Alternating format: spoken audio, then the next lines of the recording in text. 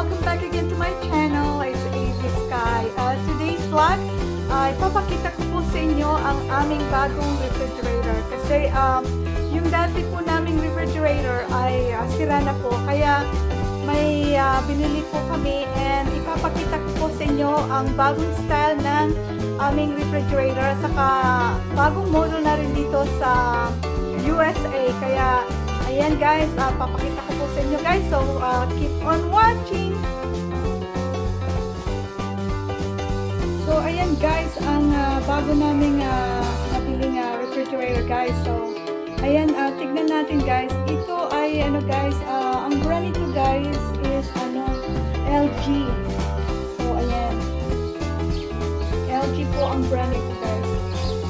So, ito ang bagong model na napili namin guys. So, parang ano siya ngayon guys, recent, ito guys, also. So, ayan, ipapakita ko po sa inyo ang stand ko guys.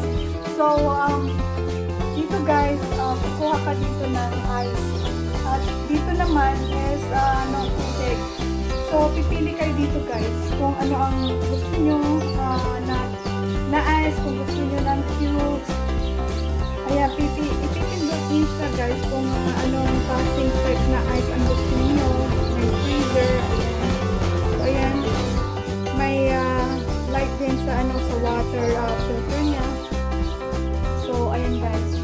So, bali ang kulay ito guys is parang parang dark gray. So, matagal na po itong hinihintay ng aking kapatid guys na i-vlog. And I'm dedicated this to my sister and at sana nga kahit na wala na siya makita niya pa rin ang aking vlog. So, ayan, matagal niya na po itong guys, hinihintay na i-vlog ko kasi nga nasabi ko sa kanya na bumili kami ng bagong refrigerator dahil nasira po yung dati namin ref dito. So, ito ang bago namin nabili guys. So, ito guys, pag pinundot mo ito guys, bali, magbubukas po ito. So, ayan. Ayan, buksan siya. Ayan. So, ayan guys, ito ang mostly laman ng aming refrigerator. So, ayan, may cheese, may sliced cheese.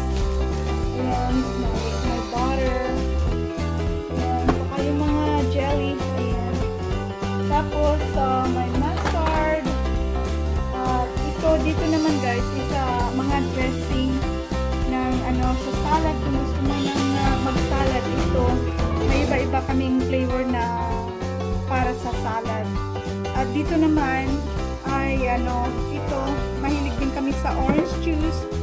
At ito guys, ito yung creamer para pag gusto mong magkape, lagyan ng creamer. Ayan, masarap po yan guys.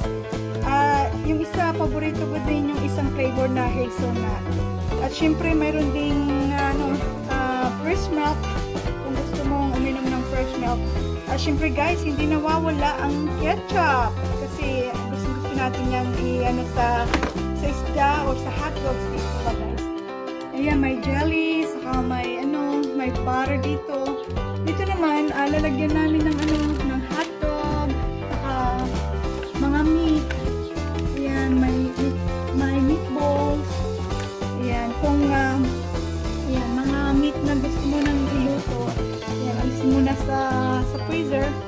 So, ayan. So, yan ang unang style dito, guys, ng refrigerator namin. So, tapos, ayan, isarado mo na. So, ganyan siya, guys. So, pwede mo siya mabuksan sa kalahati na para kung gusto mo kumuha ng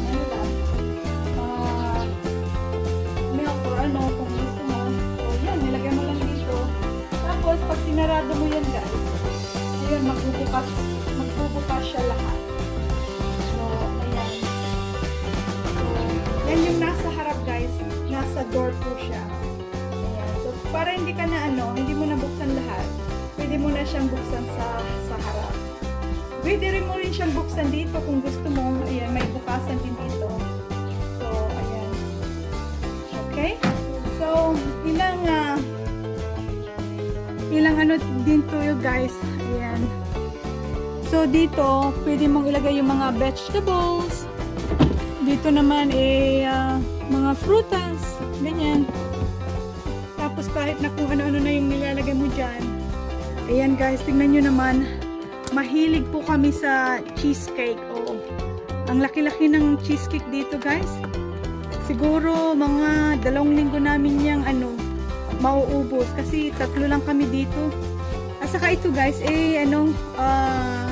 toppings ng cheesecake. So ilagay mo ito sa sa ibabaw niya. At yan, mahilig din po kami sa mga dessert guys. Ito is chocolate pudding. At saka mayroon din po kaming jello. Ayan. Yung anak ko gusto rin ng jello. At saka may mga iba-ibang flavor din po kaming yogurt. Ayan, ganitong mga pagkain namin. Ayan, may 2 orange juice dito. Saka yung guys, yung bread, nire-ref namin yan guys kasi para matagal masira. Ayan, naka-ref din yung eggs namin. Ayan, may iba-iba po kaming mga bread kasi kung gusto mong mag-hotdogs. Ayan. Ito naman buns kasi pag magkakain po kami ng hamburgers. Ayan. Tapos ito guys, mga take home na to guys. Pag kumakain kami sa labas, hindi namin maubos. Ayan, pinapa-take home na lang namin. Ayan, mayroon pa kaming mga iba-ibang prutas dyan. So ayan, maraming mapaglalagyan ng mga pagkain sa refrigerator na ito guys. Napakaluwag. So yan ang style niya sa loob. Ayan. Dito naman guys, outside. So isasarado na natin ito. So ayan. Dito naman guys is yung sa kabila namang door is freezer. So ito, ayan. So ayan, ayan, nandito yung mga ice niya guys. Yung ice niya, ayan para pag gusto mong kumuha ng ice dyan siya gumagawa ng ice. Ayan. Saka dito marami ding mga shelf. Ayan. Wala pang laman guys kasi kabibili lang namin. Wala pa kami masyadong na groceries. Pero ayan, marami na rin dito. Ayan guys. Tulad ng sinasabi ko sa inyo guys, mostly pag wala po kaming time magluto, ito mga boxes, mga ready to made na lang. Ayan, mahilig po kami sa ice cream. Ayan, alam niyo yung cookies and cream. Ayan, gusto ko yan guys. Yung anak ko naman, gusto yung isa yung Rocky Road. Ito guys. Hindi ko alam guys kung mayroon ng flavor sa inyo dyan. Sa Pinas, itong Rocky Road ice cream. Ayan, yung anak ko saka yung asawa ko gusto niyan guys. Itong Rocky Road ice cream. So, ayan. So,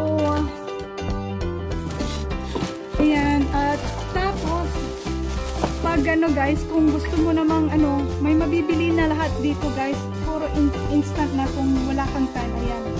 Ito ay yung vegetables, spring rolls.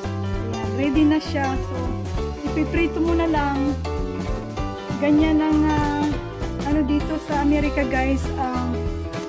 Pag wala kang time magluto, ayan, bumili ka na lang yung ready to made na lang.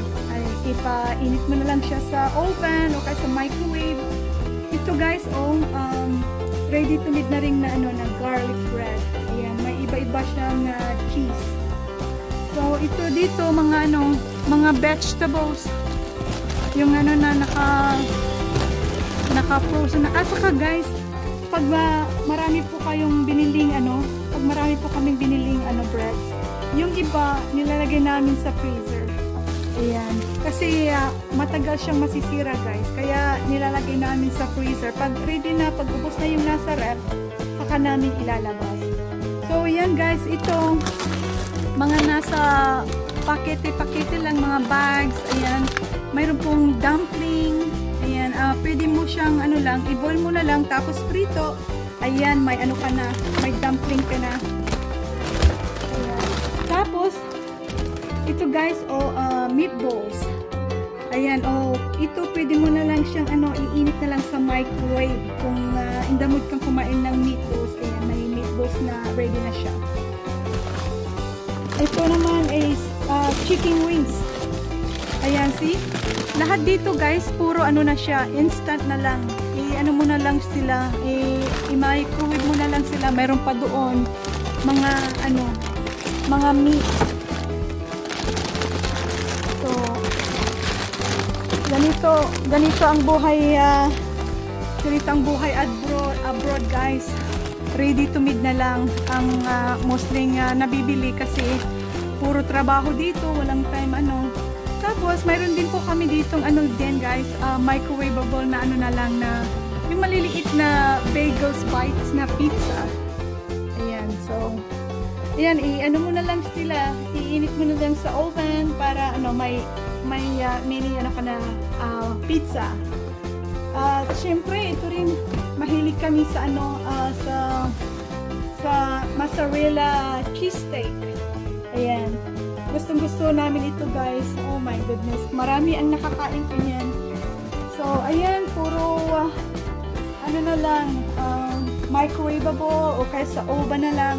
Tapos dito may extra. Ayan, may syempre hindi mawawala ang guys, ang pagkain Pinoy, ang longganisa. Syempre meron din po akong yung hotdog. Pag nagpupunta talaga ako sa Asian store guys, bumibili talaga ako ng mga pagkain natin kasi namimiss ko talaga yan. Ito guys, ayan yung tuyo. Lahat naka-frozen na dito guys, kaya napaka-convenient. Ayan, inalis na yung ulo ng tuyo. So ayan, dalawa ang paglagyan niya guys. Ayan, so medyo malaki-laki at maraming space na mailalagay sa bago naming refrigerator guys. So ayan, yan ang new refrigerator namin guys. Diba? Okay na rin, maganda na rin ito guys. Papakita ko rin guys sa inyo yung mga magnets, yung mga itong magnets na nilalagay sa ref. Ayan, marami po akong collection. Kasi pag nagta-travel po ako guys, ayan, nagpo-collect po ako ng mga souvenirs. Souvenirs kung saan po ako na travel para may remembrance. Ayan. Sa mo lang siya, sa gilid lang ng ref mo maidikit kasi sa harap hindi po siya kakapit. Kaya ayan, sa po, sa side ng ref mo siya maididikit.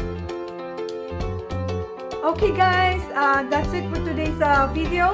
I hope nagustuhan nyo po ang aking vlogs ngayon guys, and thanks again for watching. Please don't forget to like and subscribe to my channel. Until next time, God bless everyone. Bye!